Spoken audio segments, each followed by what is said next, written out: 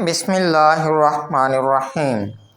Dear students, हम लोग second year की इंग्लिश के चैप्टर नंबर 2 को रीड कर रहे थे, the last lesson.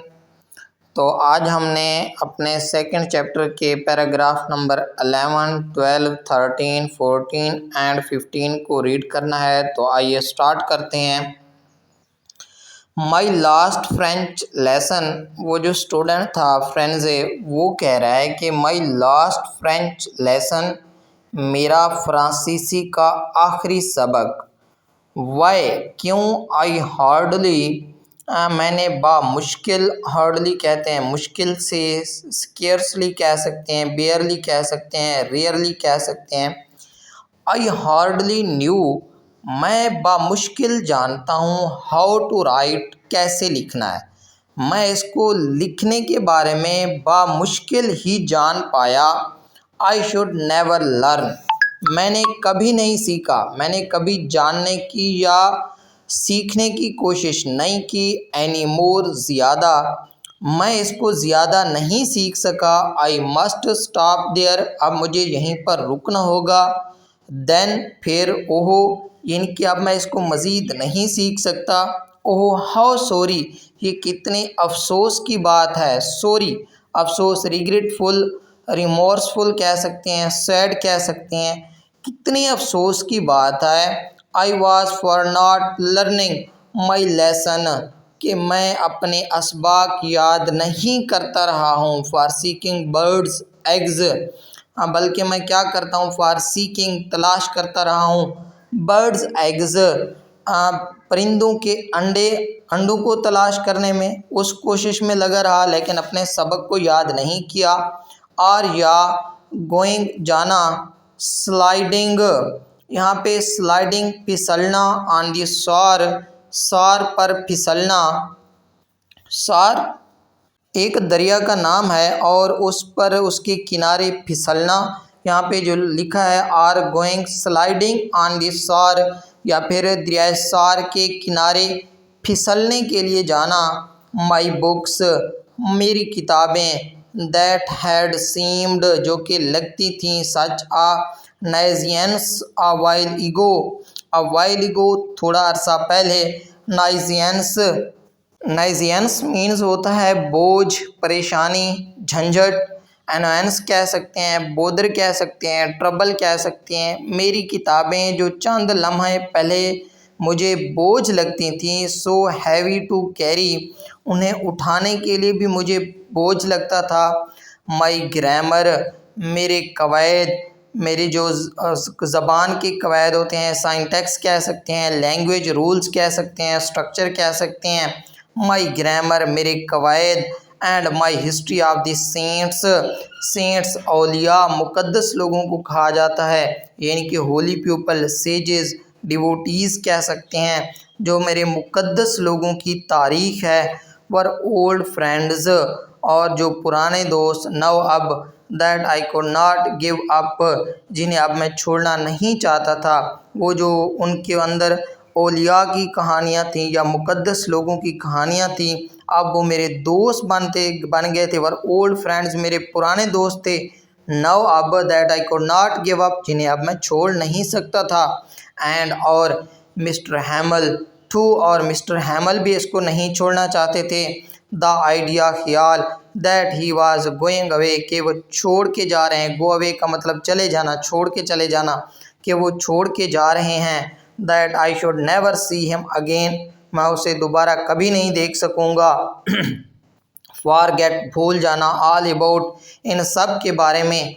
Made me, मुझे बना देता था। फॉरगेट, भूल जाना। ऑल अबाउट, इन सब के बारे में। हिज रूलर्स, उसकी छड़ी के बारे में, उसके डंडे के बारे में। And how cranky he was, cranky, cranky कहा जाता है जो चिड़चिड़ापन ज़ाहिर करे, मतलब सख्त मिजाज। क्रैंकी, तो इरिटेबल कह सकते हैं, ग्रमी कह सकते हैं, बैड टेम्पर्ड कहा जा सकता है इसको, वो मतलब। And how cranky he was, और वो कितना चिड़चिड़ा था, मतलब कितना सख्त मिजाज था। इसके बावजूद मैं उसको भूलना नहीं चाहता था और उसको जाने नहीं दे सकता था, मुझे ये बर्दाश्त नहीं था। तो डियर स्टूडेंट्स, ये था हमारा पैराग्राफ नंबर 11। तो अब इसके इम्पोर्टेंट शॉर्ट क्वेश्चन को रीड करते हैं। क्वेश्चन नंबर 1 है हमारे पास, why was Franz sorry for not learning his lesson. Franz was sorry because it was his last French lesson and he realized that he would never get another chance to learn French. What activities kept Franz away from his studies. कौन सी सरगर्मियाँ थीं जो उसे पढ़ाई से दूर रखती थीं। Franz wasted his time seeking birds' eggs and going sliding on the shore instead of studying. Why did Frenzy's books seem like old friends? His grammar and history books became precious to him because he realized he would not study them anymore. कि वो उन्हें मज़ीद नहीं पढ़ सकेगा, इस वजह से वो बहुत ज़्यादा कीमती बन गई थी। Question number 4, how did Franz's opinion about mister Hamel change. Franz forgot mister Hamel's strictness मतलब उसकी जो सख्ती थी, and respected him because he was living after giving the last French lesson. What made Franz realize the importance of education. The announcement that it was the last French lesson made friends realize the value of education and regret wasting his opportunities. What is the main idea of paragraph number 11? The paragraph shows Francis' deep regret for neglecting his studies and his newfound appreciation for his language, books and teacher. Next paragraph, poor man बेचारा शख्स, बेचारा आदमी मतलब unfortunate, pitiable, helpless man. It was in honour of this last lesson, ये इस आखिरी सबक की एहतराम में था। That he had put on his fine Sunday clothes, कि उसने अपने उम्दा इतवार वाले कपड़े पहन रखे थे। एंड नाउ और अब, आई अंडरस्टूड मेरी समझ में आ गई थी, वह the old man of the village were sitting there in the back of the room, कमरे के एंड पर पीछे गांव के लोग क्यों बैठे हुए थे, इस बात की मुझे समझ आ गई। इट वाज बिकॉज, ये वजह थी, दे वर सॉरी, वो पछतावा महसूस कर रहे थे, टू, वो भी इस पर अफसोस कर रहे थे, पछतावा महसूस कर रहे थे। That they had not gone to school more, कि उन्होंने ज़्यादा तालीम हासिल नहीं की, वो स्कूल ज़्यादा नहीं गए। It was their way of thanking, ये उनका शुक्रिया अदा करने का अंदाज़ था, आवर मास्टर, हमारे उस्ताद का, for his 40 years of faithful service, ईमानदारी से 40 साल खिदमत करते हुए, मुलाजमत करते हुए उसके लिए शुक्रगुजारी के जज्बात थे। End of showing there respect, और उनकी इज़्ज़त, फॉर द कंट्री, मुल्क के लिए, दैट वाज देयर नो मोर, मतलब जो जिसकी ज़्यादा तारीफ़, जिसको बयान नहीं की जा सकती, ये उनका वही एहतराम था अपने मुल्क के लिए और उस उस्ताद के लिए जो कि दिखाया नहीं जा सकता था।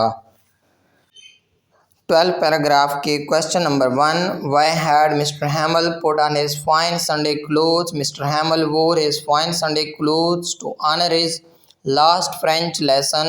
Y were the old man of the village sitting at the back of the classroom? They were there to show respect to Mr. Hamel, thank him for his 40 years of faithful service, and express regret for not attending school more often. Why did the old man feel sorry? They felt sorry because they had not made proper use of their opportunities to learn French. Question number 4, how did the villagers show their respect for Mr. Hamel? They attended his last lesson as a mark of gratitude and respect for his long and faithful service. For how many years had Mr. Hamel served as a teacher? Mr. Hamel had served as a teacher for 40 years.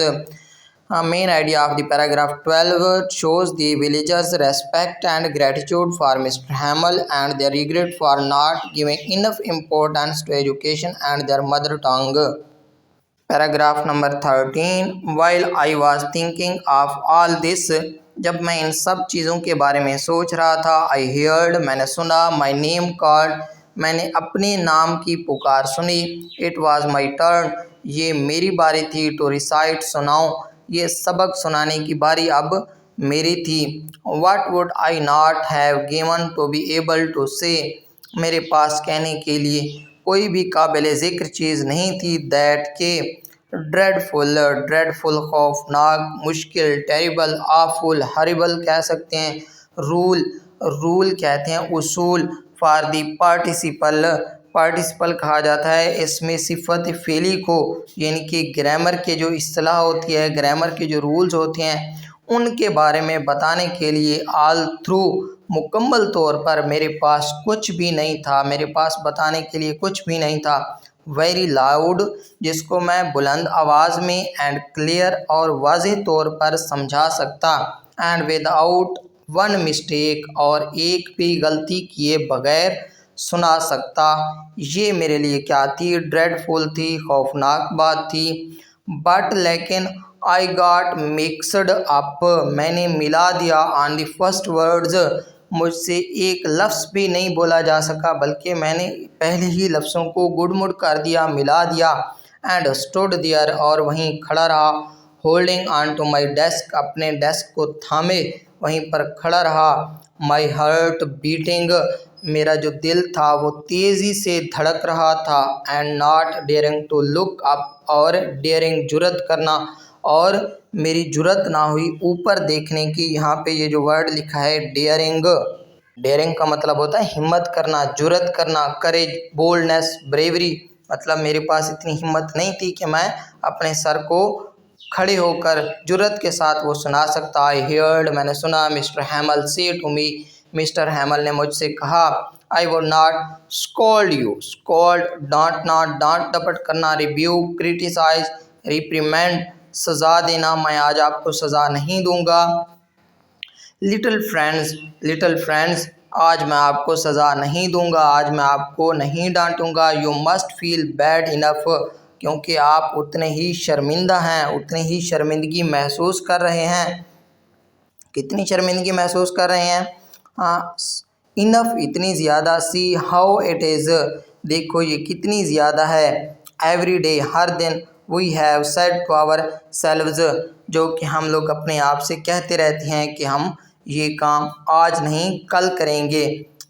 बाहा, बाहा मतलब ये exclamatory पछतावे वाले अल्फाज हैं। I have plenty of time, plenty बहुत ज़्यादा, abundant, enough, ample, मेरे पास वाफिर वक्त था, काफ़ी वक्त था। आई शैल लर्न इट टुमारो, मैं इसे कल याद कर लूँगा, मैं इसे कल सीख लूँगा। एंड नाउ, और अब, यू सी, आप देख सकते हो, where we have come out, हम कहाँ पहुँच गए हैं। Aha, that is the great trouble, trouble मुश्किल, यही वो सबसे बड़ी मुश्किल है। With alas, Alsace, Alsace mean मतलब किस्मत के साथ, ही हमारी किस्मत है, बुरी किस्मत है। She puts of learning tomorrow, she puts of, वो ख़त्म कर देगा, लर्निंग सीखना, टिल टुमारो, कल से, कल से वो लर्न करना, सीखना ख़त्म कर देगा। नाउ दोज फेलोज, अब वो लोग, वो साथी, out there will have the right to say to you, उन्हें ये कहने का हक हासिल है, वो ये कहने के हक बजानिब हैं, मतलब अगर वो ये कहेंगे तो वो ठीक होंगे। हाउ इज़ इट, क्या ये तुम्हारा हक है। यू प्रिटेंड, प्रिटेंड का मतलब होता है दावा करना, कहना, क्लेम, एक्ट, प्रोफेस। क्या तुम्हें ये कहने का हक है? कौन सी चीज़ कहने का? To be French, Frenchman, फ्रांसीसी आदमी, फ्रेंच, फ्रांसीसी बाशिंदा कहलाने का हक है। And yet you can neither speak nor write your own language, यहाँ तक कि ना ही तुम अपनी ज़बान यानी कि फ़्रांसीसी को लिख सकते हो और ना ही उसको बोल सकते हो। But you are not the worst, तुम ही सबसे बुरे नहीं हो, सारी गलती तुम्हारी नहीं है। पुअर लिटिल फ्रेंड्से, बेचारे लिटिल फ्रेंड्से, छोटे फ्रेंड्से, सारी गलती तुम्हारी नहीं है। We have all a great deal to reproach ourselves with, reproach का मतलब होता है मुलायमत करना, लान तान करना, ब्लेम, क्रिटिसाइज, एक्यूज, हम सब एक दूसरे पर इल्ज़ाम तराशी करते रहते हैं, एक दूसरे को मुलायम करते रहते हैं। लेकिन सीखते नहीं हैं। We have all a great deal to reproach, हम सब एक दूसरे को मुलायम करते हैं, आवर सेल्व्स अपने पर, विद साथ। 13 paragraph का question number 1, why was Frenzy unable to recite the rule of the participle? Frenzy became nervous and confused. He forgot the rule and could not recite it correctly. How did Mr. Hamill treat Franz when he failed to recite? Mr. Hamill did not scold him, सजा नहीं दी. Instead, he spoke kindly and explained that everyone was responsible for neglecting education. According to Mr. Hamill, what was the great trouble with the people of Alsace? अस्सास का मतलब वहाँ पे वो जो अस्सास के लोग थे, their greatest trouble was that they kept postponing learning until tomorrow instead of studying on, पढ़ते रहने की बजाय अपने काम को कल पर डाल देना. Why did Mr. Hamill say that Franz was not the only one to blame? He said that parents, the people of Alsace, and even he himself shared the responsibility for neglecting education. What lesson did Mr. Hamill teach through his words? He taught that people should never delay learning because opportunities may be lost forever. Main idea of the paragraph number 13 highlights the importance of education, the dangers of procrastination. Procrastination चीज़ों को मुलतवी करना and the shared responsibility for preserving one's language and culture. Paragraph number 14, your parents were not anxious, फिक्रमंद होना, concerned, worried, eager, तुम्हारे वालदैन परेशान नहीं थे, enough इतनी ज़्यादा, टू हैव यू लर्न कि तुम तालीम हासिल करो, तुम पढ़ो. तुम्हारे वालदैन तुम्हारी तालीम के बारे में, तुम्हारी पढ़ाई के बारे में ज़्यादा फ़िक्रमंद नहीं थे. एंशियस दे प्रेफर्ड, वो तरजीह देते थे, इनके choose, favoured, selected, to put you to work on a farm, कि तुम एक फार्म के ऊपर काम करो, खेत के अंदर, फार्म के अंदर, फील्ड, फार्मलैंड, प्लांटेशन कह सकते हैं, और एट दी मिल्स, या फिर किसी मिल के अंदर, फैक्ट्रीज़ के अंदर, वर्कशॉप्स के अंदर, प्लांट्स के अंदर कह सकते हैं, किसी फैक्ट्री के अंदर जाकर काम करो. So as to have a little more money, ताकि वो ज़्यादा रकम हासिल कर सकें. एंड आई, और मैं, I have been to blame also, मुझ पर भी ब्लेम आता है, मैं भी मतलब लान तान का हकदार हूँ. Have I not often sent you, मैंने अक्सर औकात तुम्हें नहीं भेजा, टू वाटर, पानी की तरफ, माई फ्लावर्स, अपने फूलों को पानी देने की तरफ, इंस्टेड की बजाय, ऑफ लर्निंग योर लेसन्स, तुम्हारे असबाग को याद कराने की बजाय मैंने तुम्हें बार बार अपने फूलों को पानी देने की तरफ नहीं भेजा. And when I wanted to go fishing, और जब मैं मछली पकड़ना चाहता था, did I not just give you a holiday, क्या तब मैंने आपको छुट्टी नहीं दी? मतलब जब मेरा मछली पकड़ने का दिल करता था तो क्या मैं तुम्हें छुट्टी, आधी छुट्टी नहीं दे देता था, छुट्टी नहीं दे देता था? डियर स्टूडेंट्स, इस पैराग्राफ के अंदर वो यही बताना चाहता है कि इसमें मैं भी कसूरवार हूँ, वालदैन भी, क्योंकि वो भी एंक्शियस नहीं थे, और मैं भी आप लोगों को नहीं पढ़ाता था, बल्कि अपने काम आप लोगों से करवाता था. फर्स्ट क्वेश्चन है हमारे पास, why did many parents not send their children to school regularly? They wanted their children to work on farms or in mills to earn more money. Why did Mr. Hamill blame himself? He admitted that he sometimes sent students to water his flowers and gave them holidays when he wanted to go fishing instead of teaching them. What does this paragraph tell us about Mr. Hamill? It shows that Mr. Hamill was honest and humble because he accepted his own mistakes instead of blaming only others. What mistake did the parents make according to Mr. Hamill? They gave more importance to earning money than to their children's education. What lesson do we learn from this paragraph? We learn that education should always be given priority and everyone must take responsibility for fulfilling their duties. What is the main idea of paragraph? The paragraph emphasizes that parents, teachers, and students all share responsibility for neglecting education, and it highlights the importance of valuing learning. हमारे आज के topic का last paragraph, then फिर from one thing to another, एक चीज़ से दूसरी चीज़, mister Hamel went on to talk बात करता रहा ऑफ द फ्रेंच लैंग्वेज, फ्रांसीसी ज़बान के बारे में, सेइंग दैट, ये कहते हुए, it was the most beautiful language, ये बहुत ही खूबसूरत ज़बान है, इन द वर्ल्ड, दुनिया में ये सबसे ज़्यादा खूबसूरत ज़बान है, द क्लियरेस्ट, जो कि वाज़ेह है, द मोस्ट लॉजिकल मंतकी, और सबसे ज़्यादा मंतकी है, लॉजिकल कहते हैं रीज़नेबल को, रेशनल, सेंसिबल ना, and that we must guard it, हमें इसकी हिफाजत करनी चाहिए, गार्ड हिफाजत करना, protect, defend, preserve, among us, हमारे दरमियान, एंड नेवर फॉरगेट इट, और इसे कभी नहीं भूलना चाहिए, फॉरगेट, ओवरलुक, इग्नोर, निगलेक्ट करना, मतलब इसको भूल जाना, हमें इसको बिल्कुल नहीं भूलना चाहिए।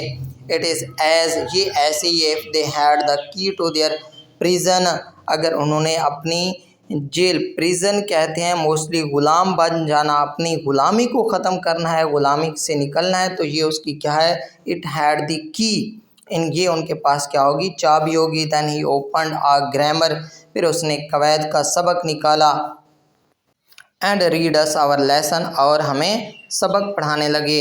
आई वॉज अमेज्ड का मतलब हैरान होना, एस्टोनिश्ड, सरप्राइज्ड, अमेज्ड मतलब मैं हैरान रह गया, टू सी, ये देखकर, हाउ वेल, कितने अच्छे तरीके से, अच्छे अंदाज से, आई अंडरस्टूड इट, मैं इसको समझ रहा था, ऑल ही सेड, जो कुछ वो बता रहे थे, सीम्ड सो ईजी, वो बहुत आसान लग रहा था, आई थिंक, मेरा ख्याल है, टू भी, that I had never listened so carefully तवज्जो के साथ, मैंने कभी भी इतनी तवज्जो के साथ ये सुना नहीं था, and that he had never explained everything, और उन्होंने भी कभी इतनी एक्सप्लेनेशन, डिटेल के साथ हर चीज़ नहीं बताई थी, विथ सो मच पेशेंस, इतने सब्र के साथ, इट सीम्ड, ऐसा लगता था, almost as if the poor man wanted to give us all he new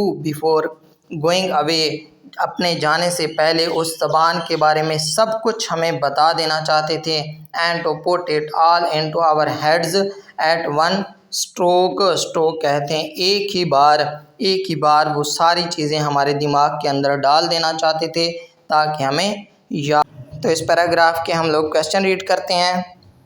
first question है हमारे पास, what did mister Hamel say about the importance of the French language. Mister Hamel said that French was the most beautiful, clearest and most logical language in the world.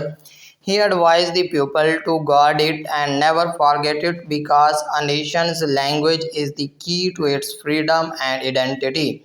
Why did Mr. Hamel ask the pupil to guard their language? He believed that as long as people kept their language alive, they could preserve their identity and hope for freedom even under foreign rule. Next है हमारे पास, why was Franz amazed during the grammar lesson. Franz was amazed because he understood the lesson so well, he listened more carefully than ever before. Why did mister Hamel teach with great patience? He knew it was his last lesson and wanted to give his students all the knowledge he could before leaving. What did Frenzy realize during the last lesson? Frenzy realized the importance of education, his mother tongue, and the dedication of Mr. Hamel as a teacher. Main idea of the paragraph number 15. The paragraph highlights the importance of preserving one's language and shows Mr. Hamel's sincere efforts to teach his students everything before his departure. Dear students, ये था हमारा आज का topic. अगर हमारी आज की video आप लोगों को पसंद आए तो आप लोगों ने हमारे चैनल को सब्सक्राइब कर लेना है, कमेंट सेक्शन में जाकर अपनी राय का इजहार करना है और हमारे